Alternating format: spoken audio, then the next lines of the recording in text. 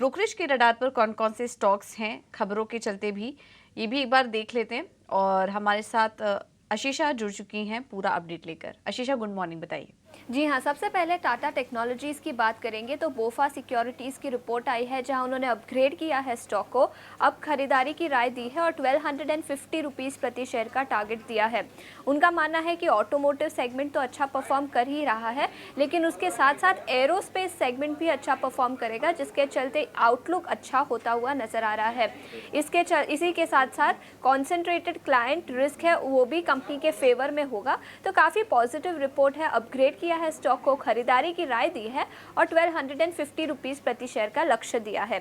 इसके अलावा मुथूट फाइनेंस पर भी एक रिपोर्ट आई है इन्वेस्टिक की, जहां उन्होंने खरीदारी की राय बरकरार रखी है और 1550 रुपीज़ प्रति शेयर का टारगेट रखा है। उनका मानना है कि गोल्ड AUM के प्रोस्पेक्ट्स काफ़ी अच्छे हैं और उसी के चलते कंपनी के ग्रोथ प्रोस्पेक्ट्स भी काफ़ी अच्छे नज़र आ रहे हैं। IIFL फाइनेंस गोल्ड लोन के ऑपरेशंस में RBI ने कुछ रिस्ट्रिक्शंस रखे हैं, जिसके चलते मुथूट फाइनेंस जैसे प्लेयर्स को फ़ायदा हो सकता है। उसी के साथ साथ बाकी सेगमेंट्स का भी आउटलुक अच्छा है। माइक्रो फाइनेंस सेगमेंट से का परफॉर्मेंस काफ़ी इंप्रूव होता हुआ नज़र आ सकता है और उनका मानना है कि चौथी तिमाही के नतीजों के बाद कंसेंसस एस्टिमेट्स भी बढ़ सकते हैं। अभी के लिए उन्होंने खरीदारी की राय बरकरार रखी है और 1550 रुपीज़ प्रति शेयर का लक्ष्य रखा है। इसके अलावा इन्फोसिस इनकम टैक्स की डिमांड आई, जिसके चलते भी स्टॉक फोकस में रहेगा। और उसके साथ ही साथ मॉर्गन स्टैनली की रिपोर्ट आई है जहां उन्होंने ओवरवेट की रेटिंग बरकरार रखी है और 1750 रुपीज़ प्रति शेयर का लक्ष्य दिया है।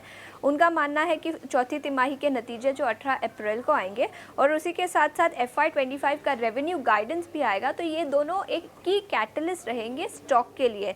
3 to 6% का constant currency revenue growth expect कर रही है Morgan Stanley base case scenario में, तो 1750 रुपीज़ प्रति शेयर का लक्ष्य इन्फोसिस पर।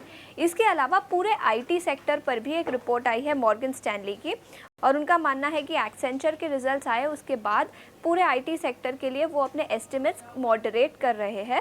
उनका मानना है कि second half of the year में अर्निंग्स बेटर रह सकते हैं, लेकिन फर्स्ट हाफ में तो म्यूटेड एक्सपेक्टेशंस ही रखने चाहिए। उन्होंने अक्रॉस द बोर्ड अपने टारगेट प्राइसेस घटाए हैं।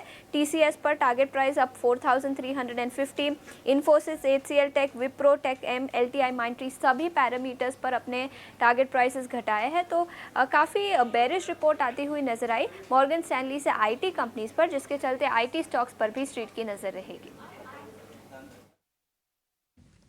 ओके, तो ये ढेर सारी ब्रोकरेज रिपोर्ट्स हैं। इन्फोसिस ज़रूर आज के ट्रेड में फोकस में रखिए, क्योंकि 6000 करोड़ से ज़्यादा का टैक्स रिफंड आने का अनुमान है टैक्स विभाग की तरफ से।